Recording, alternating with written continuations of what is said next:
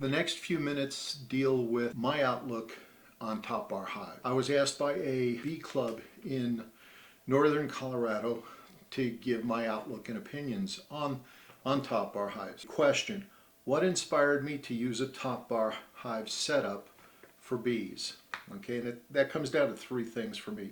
It was easy to do, or easy to build. It was simple. Two, it was inexpensive. To work a Top Bar Hive, to go into it and check things, it was not heavy to do unless you're trying to move the thing when it's full. As far as the bees themselves, I always rented my hives out to swarms, or populated the hives with swarms. They came to me. There were a couple of swarms I went out and got down from trees and such, moved them into my hives, and that's how I got my bees. So for me, there was no cost in acquiring bees, and that's my preferred method, quite frankly. This increased my chances of having good, healthy bees. Question: what worked well? Frankly, everything worked. Everything worked well, but on the timetable of the bees, not my timetable. The hives I used the Kenyon Top Bar Hives. Resources for that, and where I got the information for that was bushfarms.com and biobees.com.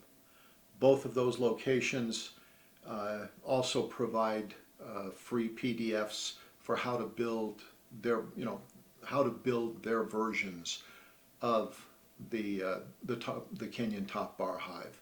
Either one works. I built my own version. After you look at it a bit, you see, oh, that's pretty simple. I'll just change this around because I like it this way, and that's just how it goes. I've used a Tanzanian Top Bar Hive also, and the best resource for that I found was bushfarms.com.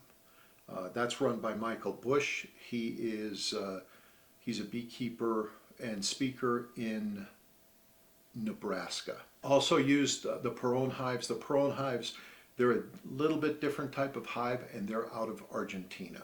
Those are the three types of hives I've had personal experience with. Question: what was unexpected? All right, what was unexpected in all of this?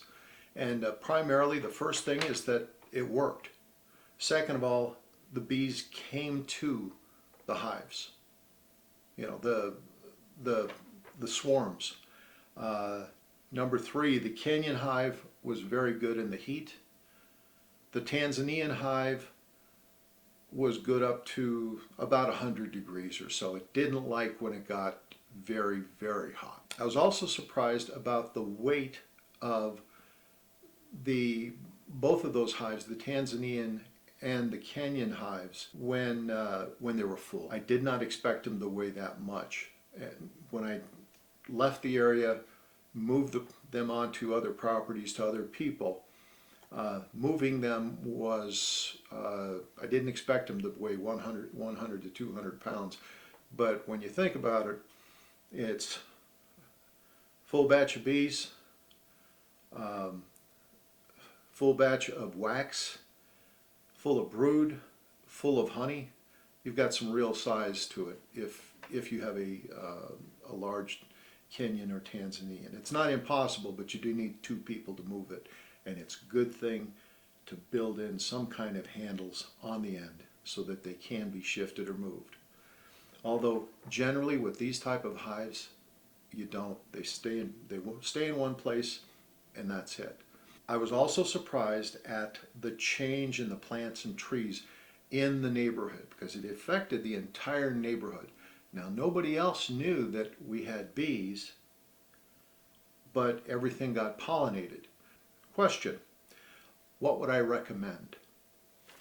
I would recommend going to bushfarms.com and biobees.com and doing a lot of reading and watching a whole bunch of videos by Phil Chandler, Michael Bush, and Sam Comfort, and their approach to things. Pick a hive to build. It's going to be a Kenyon hive or possibly a Tanzanian hive or a comfort hive. I've not tried a comfort hive, but that's what I'm interested in right now, and I really want to take a look at it because it's a simple hive, low inputs. Not a lot of material is needed, and it follows the general pattern of the War hive, which wonderful, elegant hive out of France.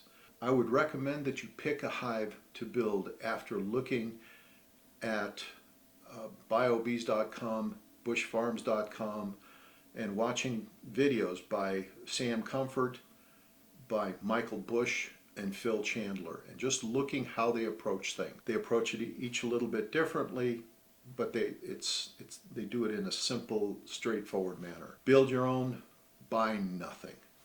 There really shouldn't be anything you do. There shouldn't really be anything that you buy. Just build that. Understand that this is not for commercial purposes. This is to try out a style of hive that can be cheap to get into. It's cheap, easy. It's a way to try out bees if you've already got Langstroths and all that kind of stuff.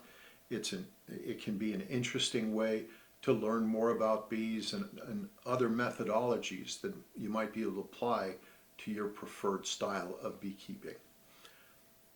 Next is catch your own swarms. I would seriously recommend that. For myself in all of this, my interest is mostly in being with the bees and the honey. I like the honey. I mean, I'm not going to make any bones about that, but I just kind of like the concept and what they're doing, try to learn what I can about the bees.